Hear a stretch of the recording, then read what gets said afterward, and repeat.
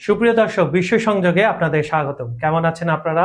নিশ্চয়ই ভালো, আমরাও ভালো আছি। আপনাদের সঙ্গে বরাবরের মতো আমি রয়েছি কাজল হায়দার, আর আমার সঙ্গে আজকে স্টুডিওতে রয়েছেন সিনিয়র সাংবাদিক আহমদ আতিক। আতিক ভাই, বিশ্ব সংযোগের দর্শক এবং আমার তরফ থেকে আপনাকে স্বাগত জানাচ্ছি। দর্শকদেরও এবং আপনাকেও শুভেচ্ছা।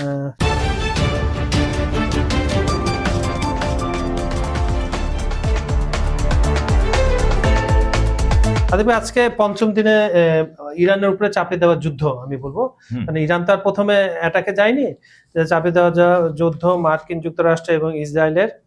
পরবর্তীতে আমরা এই 4-5 দিনে প্রচুর ঘটনা দেখেছি, পক্ষে বিপক্ষে। তেহরান জ্বলছে, ওখানে জেরুজালেম জ্বলছে, মার্কিন যুক্তরাষ্ট্রের যতগুলো ঘাঁটি আছে 27টার মতো টার্গেট করে ফেলা হয়েছে। আমার প্রথম প্রশ্ন যেটা আপনার কাছে, এই যে পাশ্চাত্যের যে দম্ভটা বলতো, তাদের প্রযুক্তিতে তারা সেরা, বিশেষ করে যুদ্ধাংশের যে প্রযুক্তি সেগুলোতে তারা সেরা। সে সেরার জায়গায় আমি দেখলাম যে আপনার যে তাদের রাডার ব্যবস্থা, কারণ আপনি কালকে একটা বলেছিলেন, আমিও সেটা ইন্টারনেটে দেখলাম এবং ওটার উপর ছোটখাটো রিসার্চ করলাম যে আসলে তো ইরান থেকে যখন একটা ব্যালিস্টিক ক্ষেপণাস্ত্র বা কিছু একটা যায়, 5-6টা লেয়ার, মানে জর্ডান তা ওখান থেকে ইন্টারসেপ্ট করে বিভিন্ন, তারপরেও কিন্তু আঘাতটা হানছে। তার মানে আপনি ইকুইপমেন্টের নিয়ে যে একটা বড়াই সব সময় করে থাকতো, এগুলো কি কাগজে বাক কিনা, এটা আপনি একটু আমাকে জানান। আসলে পৃথিবীর যে কোনো বিবেকমান মানুষ যুদ্ধের বিরোধী, আমরাও এর বিরোধী, অবশ্যই, এতে কোনো সন্দেহ নেই।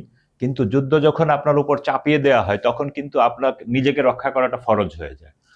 তো আপনি একটা জিনিস খেয়াল করবেন, ইরানে যখন ইসলামী বিপ্লব হয়েছিল 1979 সালে, তখনও কিন্তু আমেরিকারা ইরাকের মাধ্যমে ইরানের উপর যুদ্ধ চাপিয়ে দিয়েছিল এবং সেটা তাদের 10 বছর যুদ্ধ করতে হয়েছিল।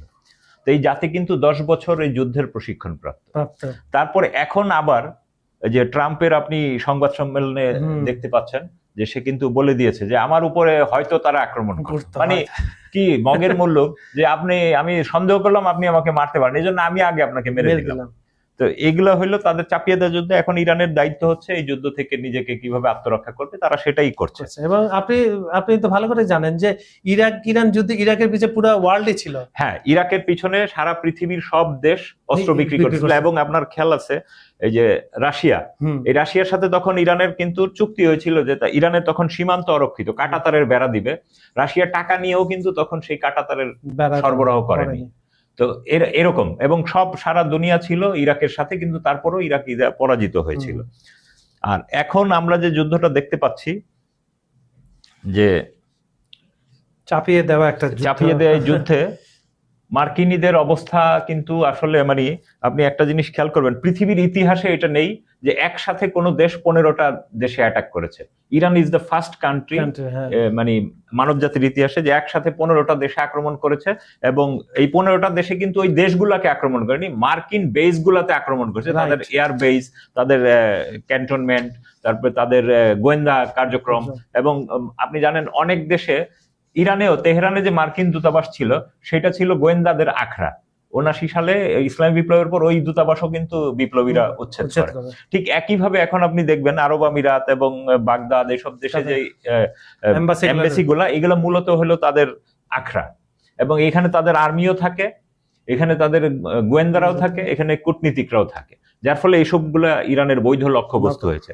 এবং ইরানের যে নতুন নেতা, যিনি অন্তর্বর্তীকালীন দায়িত্ব পালন করছেন 3 জনের যে কমিটির, আয়াতুল্লাহ আরাফি, ইনি বলে দিয়েছেন গতকাল যে আলোচনার সময় শেষ, এখন কোনো আর আলোচনা হবে না। আর আলী লারিজানি ওইটা আগে বলেছিলেন।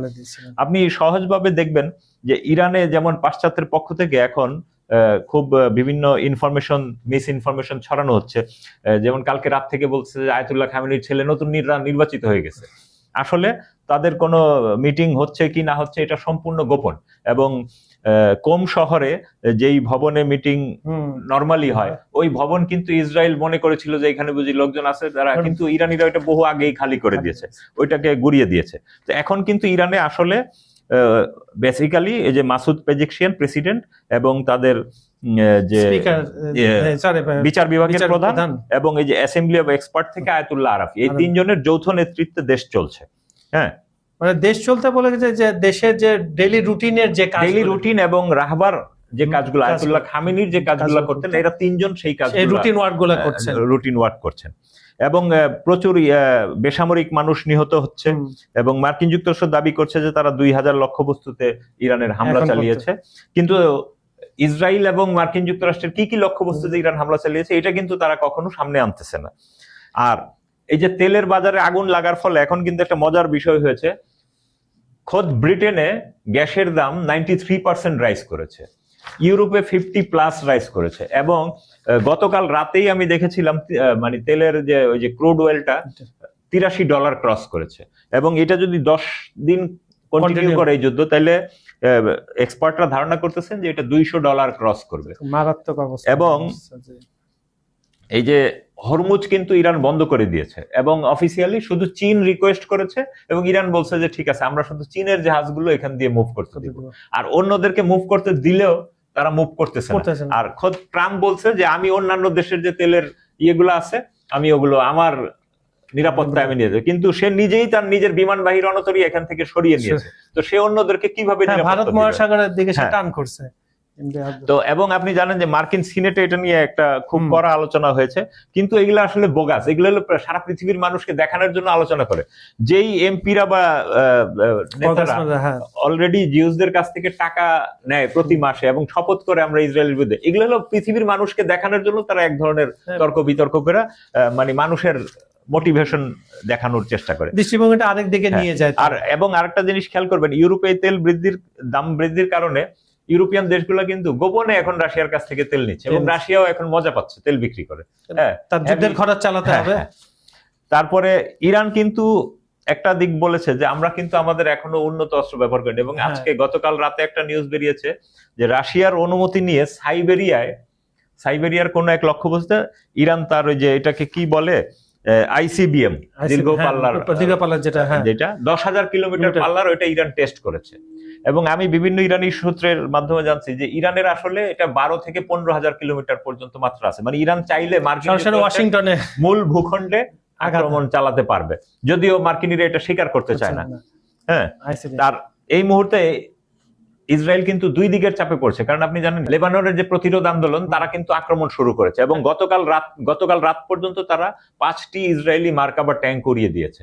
এবং আগে ইসরায়েল ঢুকতো লেবাননের ভূখণ্ডে, আর লেবাননের সেনাবাহিনী কিন্তু বিড়ালের মতো পালিয়ে গেছে সীমান্ত ছেড়ে। তো এখন লেবাননের প্রতিরক্ষা কিন্তু এই প্রতিরোধ আন্দোলনের কাছেই আছে, এবং এরা অলরেডি কিন্তু ইসরায়েলের কোন কোন সীমান্ত দিয়ে অনুপ্রবেশ করতেছে। তো এখন ইসরায়েলের জন্য এটা আরেক প্রবলেম। তারপরে ইসরায়েলের বেন গুরিয়ান এয়ারপোর্ট কিন্তু ইরানিদের আক্রমণের শিকার হয়েছে, যার ফলে ওই বিমানবন্দর তারা এখন আর ঠিক মতো রান করতে পারতেছে না, আংশিক হয়তো কোনো কোনো জরুরি ভিত্তিতে রান করে। তো এই চাপ তারা কিভাবে সামাল দিবে? উভয় দিক থেকে তারা চায়, একদিকে রকেট হামলা, একদিকে মিসাইল। কিন্তু মার্কিন যুক্তরাষ্ট্র বলছে যে ইরানের হামলার শক্তি কমছে, কিন্তু বাস্তবতা কিন্তু ভিন্ন। কারণ হলো আমাদের যে এক্সপার্টরা বা বিশ্বব্যাপী যারা এক্সপার্ট তারা সাধারণ আর্মির হিসাবে হিসাব করে যে ওর এই, কিন্তু ইরানিরা কিন্তু খুব ধীরে ধীরে খেলে। হ্যাঁ, ওরা ড্রোন মারতেছে, ওদের এন্টি যে কাউন্টার যে জিনিসগুলো এগুলো শেষ করে দিচ্ছে, এবং অলরেডি কাতার, সৌদি আরব এরা কিন্তু বলতেছে যে আমাদেরকে রক্ষা করার জন্য ইয়ে দাও। মানে কাতার, সৌদি আরবে যে বেইজ ওদের নিজের টাকায় তৈরি, এগুলো দিয়ে তারা ইসরায়েলকে নিরাপদ রাখার চেষ্টা করতেছে, আর এই দেশ দুইটা কিন্তু অবস্থা টাইট। আমার কাছে আপনার কাছে একদম সিম্পল একটা প্রশ্ন, আমি দর্শকদের হয়ে প্রশ্নটা করছি। এই যে মধ্যপ্রাচ্যের বিভিন্ন যে বেস, আমেরিকান বেস আছে, আমেরিকা তাদের নিজস্ব বেসই রক্ষা করতে পারতেছে না, তাহলে কুয়েতকে, সৌদি আরবকে, তারপরে বলে বাহরাইনকে, জর্ডানকে কিভাবে রক্ষা করবে? না, যেমন আপনি খেয়াল করবেন যে দুবাই এয়ারপোর্টে যদি ওদের অপারেশন বন্ধ থাকে তাদের মিনিটে ক্ষতি হয় $10 লাখ, আর যদি 24 ঘন্টা বন্ধ থাকে তাহলে $1.44 বিলিয়ন তাদের ক্ষতি। তো দুবাই, দোহা, আবুধাবি এই সব এয়ারপোর্ট কিন্তু বন্ধ, এবং এই কয়েকদিনে তাদের 21,300 ফ্লাইট বাতিল হয়েছে, যেটা করোনার পরে এত বড় ছিল না। গতকাল আমি আপনার নিশ্চয় চোখে পড়ছে আল জাজিরা একটা অ্যানালাইসিস রিপোর্ট আমি দেখছিলাম, যেখানে যে কত ট্রিলিয়ন ছাড়িয়ে যাচ্ছে। যদি এই যে ট্রাম্পের ভাষায় যদি 4 থেকে 5 সপ্তাহ হয়, তাহলে তো আবার দেউলিয়ার পথে। 4 থেকে 5 সপ্তাহ, প্রথম দিন তো বলছিল 2-1 দিনের ভিতরে। এনার কথার সাথে আপনার পূর্বের একটা কথা মিল পাওয়া যায় নাকি, যে উনি নির্বাচিত দ্বিতীয় মেয়াদে নির্বাচিত হওয়ার আগে উনি বলেছিলেন ইউক্রেন যুদ্ধ 24 ঘন্টায় বন্ধ করবো, ওটা এখন চলে গেছে আপনার 4 বছরে। হ্যাঁ, এবং আপনি খেয়াল করবেন ইরানিরাও কিন্তু তাদের যে প্রতিরোধের, তারা বলতেছে যে এই যে ট্রু প্রমিজের এই পার্টে 17তম হামলা করতেছে তারা, মানে মিসাইল হামলা, এবং একটু আগে আমি দেখলাম যে তারা 40টা মিসাইল নিক্ষেপ করেছে। এবং আরেকটা মজার বিষয় আপনার নিশ্চয়ই দৃষ্টি এড়ায়নি, দর্শকের এটা দৃষ্টি এড়ায়নি, সেটা হচ্ছে গত বছরের যে 12 দিনের যুদ্ধ হয়েছিল ওখানে কিন্তু ইরানের একটা আমি ট্যাকটিক্স দেখেছিলাম, যারা সমরবিদ তারা বলছিল তারা যখন একটা ব্যালিস্টিক মিসাইল ছাড়ে তার সাথে খেলনা মিসাইল ছাড়ে তারা, এগুলোকে ও যে রাডারকে বিভ্রান্ত করার জন্য, দেখা যায় যে রাডার গুলো ইন্টারসেপ্ট করতেছে ভুয়া গুলাকে, কিন্তু আসলটা যে আঘাত করছে, মানে কত ধরনের টেকনিক তারা ব্যবহার করছে। আচ্ছা, আমি একটু দর্শকদের কমেন্টে যাই, কমেন্টের আগে আমি আপনার কাছে কিছু প্রশ্ন রেখে যাই। প্রশ্নটা হচ্ছে ইরান আবার বলছে যে সবচেয়ে উন্নত অস্ত্র এখনো তারা ব্যবহার করেনি, এটার একটা উত্তর আপনি দিবেন। তারপর হচ্ছে দীর্ঘ ইরান চাচ্ছে যুদ্ধটা যেন দীর্ঘ হয়, কেন চাচ্ছে? যুক্তরাষ্ট্র অর্থনৈতিক ক্ষতি না আরো কিছু করার জন্য? এগুলো বিষয়ে একটু আপনি দর্শকদের জানাবেন। সুপ্রিয় দর্শক, আপনাদেরকে অনেক ধন্যবাদ যে আপনাদের অনুষ্ঠানটা আবার আগের মতো পছন্দ করছেন, দেখছেন, কমেন্ট করছেন। তো আজকের অনুষ্ঠানে প্রথম যিনি দর্শক এমডি ওয়াহিদুজ্জামান, উনি লিখছেন ধন্যবাদ আপনাদেরকে সঠিক তথ্য দেওয়ার জন্য। আমরা চেষ্টা করি, আমরা তো আসলে পশ্চিমা মিডিয়া না, বা আমরা যতটুকু পারি আমাদের সীমাবদ্ধতার মাঝে যতটুকু সত্য উপস্থাপন করার, তথ্যবহুল আমরা করার চেষ্টা করি। মারিয়া আকরাম লিখছেন জাতিসংঘ একটা পুতুল সংঘ। আসলে এটা আমরা বারবার বলে থাকি, কিছু লোক বেতন পাওয়ার জন্য ওখানে চাকরি করে, এছাড়া কিছুই না। নারিয়া বাজার থেকে একজন লিখছেন বিরতিহীনভাবে হামলা করতে হবে ইসরায়েলের ভিতরে, 70% সব ধ্বংস করতে হবে, যাতে বড় শয়তান ছোট শয়তানের উপর ভর করতে না পারে, যাতে আগামী 100 বছর ইসরায়েল মাজা সোজা করে না দাঁড়ায়। সেই ব্যবস্থায় ইরান করে যাচ্ছে, বাকিটা এখন সময় বলে দিবে। মনীষা বলছে ইসরায়েল গুপ্ত হত্যায় দক্ষ, এটা তারা ঠিক সবসময় তারা এই ধরনের পন্থাগুলা। জাহাঙ্গীর হোসেন, উনি বগুড়া থেকে দেখছে, আপনাকে ধন্যবাদ, এবং বগুড়াবাসীকে আমাদের তরফ থেকে সালাম জানাবেন এবং আমাদের অনুষ্ঠানটা দেখার অনুরোধ করবেন। এমডি মালিক লিখছেন ইরান ইনশাআল্লাহ জয়লাভ করবে, ইহুদি জানবদীরা খোদার গজবে নষ্ট হয়ে যায়। ধন্যবাদ আপনাকে। সাজিল, উনি লিখছেন তাহলে একটা গুরুত্বপূর্ণ তথ্য আমরা পেলাম যে ট্রাম্প ইসরায়েলে অ্যাপেটেন্ট ফাইলে বন্দী আছেন ট্রাম্প, এটা তো সঠিকই মনে হয়, এ বিষয়ে আপনাদের মতামত চাই। এটা আতিফা গতকাল ঠিকই বলেছে, তাকে এক ধরনের ব্ল্যাকমেলই করা হচ্ছে, কারণ আপনাকে সুযোগ দিচ্ছেন ব্ল্যাকমেল করাতে, আপনি দিবেন না। আপনি যদি ভালো মানুষ হতে ওইসব না করতেন তাহলে তো ব্ল্যাকমেলের কোনো সুযোগ হতো না। আর এগুলো যদি এআই দিয়ে বানানো হতো সঙ্গে সঙ্গে ফ্যাক্ট চেক এগুলো ধরে ফেলতো। এমডি রবিউল, উনি আমাদের অনুষ্ঠান দেখছেন, ধন্যবাদ আপনাকে। এমডি কাইম লিখছে নেতানিয়াহুর মৃত্যুর খবর সঠিক কিনা, এটা সম্ভবত এখনো এটা এই ধরনের কোনো সত্যতা পাওয়া যায়নি। আফসারউদ্দিন লিখছেন thanks for updates about what and your realistic competition, I think hope regular update from you. ধন্যবাদ, আমরা চেষ্টা করব আপনারা আমাদের সঙ্গে থাকেন, আমরা আপডেট দেওয়ার চেষ্টা করব। আব্দুল বাশা লিখছেন জয় হোক ইরানের, জয় হোক ইরানের। ধন্যবাদ আপনাকে। আরবিএলসি আইডি থেকে লিখছে মুসলিম বিশ্বের কলঙ্ক, মধ্যপ্রাচ্যে আমেরিকা 5-8 দালালদের উচিত শিক্ষা পাওয়ার সময় নিকটবর্তী। অলরেডি উচিত শিক্ষা দেওয়া হয়ে গেছে। তাতে যে কোশ্চেনটা আমি করে গেছিলাম 2-3টা কোশ্চেন, এইটা একটু ছোট ছোট করে দর্শকদের যদি একটু জানাতেন। আপনি এটা একটা টেলিভিশন চ্যানেল লন্ডন থেকে যে বিশ্লেষক আলী জাদো, উনি বলেছেন যে ইরানি প্রতিরক্ষা কৌশল মূলত ঘরোয়া, সস্তা ক্ষেপণাস্ত্র ও ড্রোনের উপর নির্ভরশীল। আর অপরদিকে মার্কিন ও ইসরায়েলের ক্ষেপণাস্ত্রের সরবরাহ শেষ হলে যুদ্ধ আরো জটিল হয়ে উঠবে এবং দীর্ঘ যুদ্ধ ইরানের পক্ষেই যাবে। আপনি একটা জিনিস খেয়াল করবেন যে এই যে ইরানিরা যেসব অস্ত্র ব্যবহার করতেছে তারা বলতেছে এগুলো তাদের প্রথম ও দ্বিতীয় জেনারেশনের এবং এগুলো খুব পুরনো। তাদের কাছে 3rd, 4th, 5th, 6th আরো 4টা জেনারেশনের অস্ত্র আছে, এগুলোর তারা এখনো ব্যবহার শুরু করেনি। এবং গতকাল মনে হয় তারা 2nd জেনারেশনেরই আরো কিছু মিসাইল মেরেছে ইসরায়েলি, এতেই তাদের অবস্থা খারাপ। আর ইরানিরা তো চাচ্ছে এই যুদ্ধ লম্বা করতে, কারণ তাদের যুদ্ধ লম্বা করলে তাদের লাভ। এবং আপনি খেয়াল করবেন যে ট্রাম্প কিন্তু অলরেডি তার যে যুদ্ধ অস্ত্র কোম্পানিগুলোকে বলেছে যে অস্ত্রের উৎপাদন 10 গুণ বৃদ্ধি করতে, আর যদি 10 গুণ বৃদ্ধি করতে না পারো তোমাদের থেকে আর আমরা অস্ত্র কিনবো না। তার মানে তাদেরও মানে আমেরিকার যে অস্ত্রের ঘাটতি শুরু হয়ে গেছে এটা কিন্তু অলরেডি দৃশ্যমান না হলে সে কিন্তু তার বিমানবাহী রণতরী এখান থেকে সরাইতো না। এবং ফরাসি বিমানবাহী রণতরীকে, এবং সেটা নাকি পরমাণু শক্তিচালিত, ওইটাকে এখানে আমন্ত্রণ জানাইছে এবং ফরাসিরাও এখানে আসতেছে। তার মানে ওদের অস্ত্রের ঘাটতির বিষয়টা এখন দৃশ্যমান। এবং মধ্যপ্রাচ্যে কাতার এবং আরব আমিরাত বলছে তাদের 4 দিন ইন্টারসেপ্ট করতে পারবে ইরানি যদি এই হিসাবটা যদি কন্টিনিউ থাকে। তার মানে হলো দে আর ভেরি সাফারিং। আপনি যে দীর্ঘমেয়াদী যুদ্ধের কথা বলছেন ইরান চাচ্ছেন, এখানে কিন্তু আপনার রাশিয়ার কৌশলের সাথে কি মিলে যাচ্ছে না? না, পুতিন এখানে কিন্তু ওই একই খেলাটা খেলছে। না, পুতিন না, ইরানের বিষয়টা আপনাকে আমি বলি। এই আপনার একটা বিষয় আছে যে ইরানের বিষয়টা আমাদের প্রচলিত বিশ্লেষকরা এবং ওয়েস্টার্ন বিশ্লেষকরা, মার্কিনিরা, সিআইএ ব্যর্থ হয়েছে বিশ্লেষণ করতে। তো সেই ইমাম খোমেনির সময় থেকে কিন্তু তারা অস্ত্রের বানানো এবং মজুত শুরু করেছে, এবং দেশীয় প্রযুক্তিতে, কম খরচে দেশীয় প্রযুক্তিতে। তারা যেটা মনে করে যে টেকনিক্যালি খেলতে হবে। আমার যেমন আপনার বলা হয় যে মার্কিন যুক্তরাষ্ট্র থেকে চীন এখনো 50 বছর বিভিন্ন যুদ্ধাস্ত্র বা এগুলাতে পেছানো, কিন্তু ইরানিরা এই জিনিস বিশ্বাস করেন। এরা বলে যে টেকনিক দিয়ে খেলতে হবে, আমার উন্নত প্রযুক্তির দরকার নেই। তার বাস্তব প্রমাণ আপনি দেখেন, ফিলিস্তিনে যেই অঞ্চলটি খালি করে মিশরের দখলে ছিল, সেটা সেই 69-এ সম্ভবত, তখন কিন্তু ইসরায়েল সেই এলাকাটা দখল করেছিল মাত্র 5 ঘন্টায়। আর এখন কিন্তু সেটা 2 বছরেও তারা পরিপূর্ণ দখল করতে পারেনি। তো তারা কি করে চিন্তা করে যে ইরান তারা দখল করবে? এবং ট্রাম্প অলরেডি দেখবেন পেছনে চলে গেছে। ট্রাম্প বলতেছে যে এই পাহলবি দিয়ে হবে না, ইরানের ভিতর থেকে কাউকে রাখবে, সেটাই।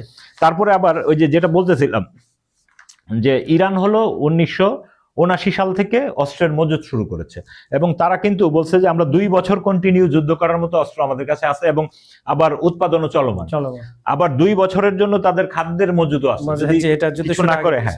আর ইহুদিদের একটা বিষয় আছে যে ইহুদিদের কোন রাষ্ট্রই পৃথিবীতে কখনো 80 বছর টিকেনি। ইরানের যে আমরা বিভিন্ন ভবিষ্যৎবাণী দেখতে পাই, আয়াতুল্লাহ খামিনির যে ভবিষ্যৎবাণী ছিল, তাদের কিন্তু মাহদাবিয়াত দর্শনটা আছে। তো সেইখানে বলা আছে যে ইমাম খোমেনি বলছিল তারপরে যে পাওয়ারে আসবে আয়াতুল্লাহ খামিনি, ইনার হাত ধরেই ইমাম মাহদী ইসলামের কাছে পাওয়ার শিফট হবে। তো সেই 40 বছর, তো সেইটাও কিন্তু 38 বছরের মাথায় উনি শাহাদাত বরণ করলেন। তো এবং ওদের যে বিশ্লেষকরা শিয়া মাযহাবের, তারা বলতেছে যে উনি মারা গেছেন মানে বিষয়টা না, উনি সবকিছু গোছায় দিয়ে গেছেন, এটাও এক ধরনের পাওয়ার শিফট। তো এখন সময় বলবে যে আসলে কোথায় হবে। তারপরে আবার যে আমেরিকান অভিযোগের ব্যাপারে আইএই এর যে প্রধান গতকাল অফিসিয়ালি উনি বললেন যে না, আমরা কখনোই ইরানের কাছে কোনো অস্ত্র তৈরির, পরমাণু অস্ত্র তৈরির মতো কোনো কিছু পাইনি। তার মানে মার্কিনীদের এবং ইসরায়েলিদের যে এই অভিযোগ, এটা পুরোপুরি মিথ্যা। এবং এই কথাটার পক্ষে বারবার যুক্তি দিচ্ছে রাশিয়া এবং চীন। গতকাল তো ল্যাপটপ বলেছে, চীনও একই কথা, পররাষ্ট্রমন্ত্রী চীনে। এবং মার্কিনীরা এগুলো না পেরে তারা করতেছে কি এখন প্রচারণা যুদ্ধ, মিথ্যা ফেক নিউজ। যেমন তারা যেটা বলতেছে যে ইরানের যে ওই যে একটা কুদস ফোর্স আছে, ওটার প্রধান জেনারেল কায়ানি, ইনি হলো ইরানের সবচেয়ে ট্রাস্টেড মানুষদের একজন। তার বিরুদ্ধে যেন মানুষকে খেপিয়ে তুলতে পারে, তাকে গাদ্দার টাদ্দার এগুলো নামে প্রচার করছে। এগুলো কিন্তু মার্কিনীদের প্রচার। তারপরে আবার করতেছে রাহাবারের ছেলেকে রাহাবার বানায় ফেলছে, রাজতন্ত্রের মতো একটা। এগুলা কিন্তু অপপ্রচার, এবং মানুষ যেন এগুলাতে বিভ্রান্ত নয়। কারণ মানুষ তো আবেগে দেখি যে কায়ানির বিরুদ্ধে এইসব মার্কিন দ্বারা প্রভাবিত হয়ে পোস্ট দিচ্ছে। এবং আরেকটা জিনিস খেয়াল করবেন, ট্রাম্পের অনেক বক্তব্য দেখবেন, সেই আমি গতকাল কিছু বিদেশি চ্যানেলগুলো দেখছেন, ওখানে ওরাই বলে করছে ট্রাম্প যুদ্ধ শুরুর আগে যেভাবে দাম্ভিকতা, যেভাবে ফোর্স নিয়ে সংবাদ সম্মেলন করতে, সে পাওয়ারটা সে এখন পাচ্ছে না, ভিতর থেকে সে বুঝে গেছে।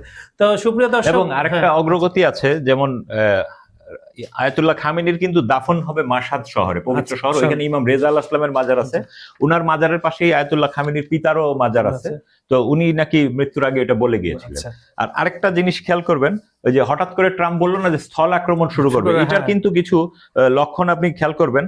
যে ট্রাম্প সরাসরি কুর্দিদের, ইরাকের যে কুর্দিস্তানে মাসুদ বারজানি আর তালাবানি, এই দুই পরিবারের সাথে যোগাযোগ করেছে। এরাই কিন্তু ওই এলাকার নিয়ন্ত্রক, এবং এদেরকে তারা উস্কানি দিচ্ছে তারা যেন ইরানের দিকে স্থল আক্রমণ করে। এবং এই কুর্দিস্তান এলাকায় কিন্তু মার্কিন বেইজ আছে, এবং এখানে প্রচুর মার্কিন সৈন্য আছে। তো তারা এটা একটা, আবার এদিকে পাকিস্তানের পররাষ্ট্রমন্ত্রীও কিন্তু ইরানের সাথে ফোনে আলাপ করেছে, এবং তারা আবার ইরানকে এক ধরনের হালকা থ্রেটও দিয়েছে যে আমাদের সাথে কিন্তু সৌদি আরবের চুক্তি আছে, যে সৌদি যদি আক্রান্ত হয় আমরা কিন্তু এখানে আক্রমণ করবো। তো এগুলো কিন্তু একটা নতুন ধরনের। আবার বাহরাইনে কিন্তু আপনি খেয়াল করবেন, বাহরাইনের জনসাধারণের মধ্যে শিয়া জনসংখ্যা বেশি। তারা কিন্তু এর আগেও একবার রিভোল্ট করেছিল আরব বসন্তের সময়, এবং এখনো কিন্তু তারা সেই ধরনের একটা ভিতরে দাঙ্গা চলছে। আর স্পেন যেহেতু সরাসরি মার্কিন যুক্তরাষ্ট্রকে তাদের বেস ব্যবহার করতে অস্বীকৃতি জানিয়েছে, যার ফলে ট্রাম্প বলেছে স্পেনের সাথে আমাদের সকল বাণিজ্যিক সম্পর্ক, এবং তার উপরে স্টার মার্কের উপরে সে রাগ করছে। এখন এই মানে এগুলো শিশু সুলভ আচরণ যেগুলো করছে আর কি।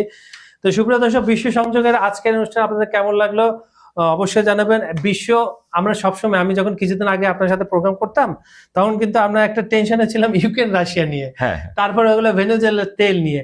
কিন্তু এখন পরিস্থিতিটা একেবারে কিন্তু ওই দুটার সাথে আপনি এটা মেলাতে পারবেন না। এটা পুরো মধ্যপ্রাচ্য মানে পুরো পৃথিবী, ইউরোপ যে খুব সেভে আছে তারা পর্যায়ে, তা কিন্তু না। তাদের ঘরে যে তেলের দাম কোন পর্যায়ে চলে গেছে, কারণ তাদের জনগণ সরকারের বিরুদ্ধে রাস্তায় নামবে। এই জন্য অনেকে ইউরোপিয়ানরা এই যুদ্ধে মৌখিকভাবে সমর্থন দিলে কিচ্ছু পাঠাচ্ছে না, তারা ভয়ে, জনবিক্ষোভের ভয়। তো আসলে আতিক ভাই যেভাবে শুরু করছিলেন অনুষ্ঠান, আমি সেভাবে শেষ করতে চাই। যুদ্ধ কেউ পছন্দ করে না, যুদ্ধ হলো সর্বশেষ একটা পন্থা।